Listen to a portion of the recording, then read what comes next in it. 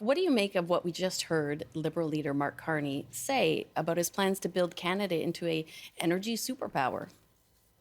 I think it's a great idea overall, but there's a bit of cognitive dissonance there. How Uh, so? on the one on the one hand, he is promising to support pipelines, and he has pledged money for the LNG sector. And then on the other hand, he says that we're going to be a leader in critical strategic minerals, which are the inputs for the clean energy transition. Right. So the two just don't reconcile with each other. Well, they're both related to energy, but they're going in opposite No, directions. yes, One exactly. is going backwards and one is going forwards. We are seeing the impacts of the environment and the dangers that we're in all around us.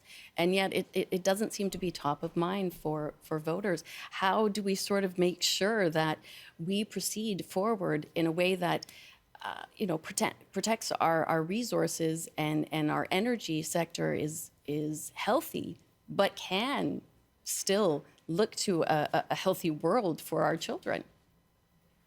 Yeah, well, the cognitive dissonance we just Right. mentioned, it affects everyone because, we as humans, we tend to think about the next day or the next week, and we don't think about 5 years or 10 years from now.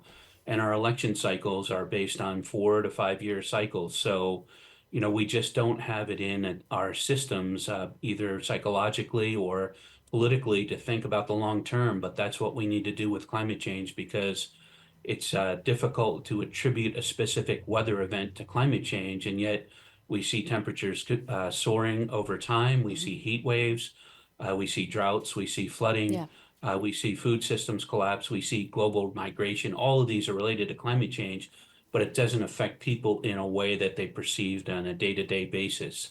So we really have a big job to overcome that.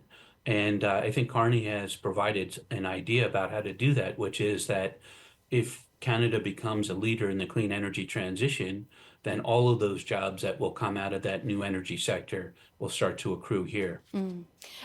Apart from yesterday, energy being brought up, of course, do you think we've been hearing enough from our political leaders throughout the election about the energy sector and what their plans are to maximize it for Canadians? Yeah, the really huge problem with both the conservatives and the liberals is, even with the liberals, when they talk about clean energy, it's about resource extraction, getting minerals out of the ground and then shipping them overseas. And what we need to do if we want to have good middle class jobs is go from raw materials or staples exporters to actually producing some finished products. Right. So, I mean, Vancouver is, our province has completely transformed from a forestry and fishing and fur kind of sector to one that's based on services. That's why we have good paying jobs here. So if we think about that in terms of the clean energy sector, we have all kinds of startups here in the EV sector, in the battery sector, and in terms of developing, the latest technologies for renewable energy that could be based in Vancouver rather than just shipping our raw materials overseas.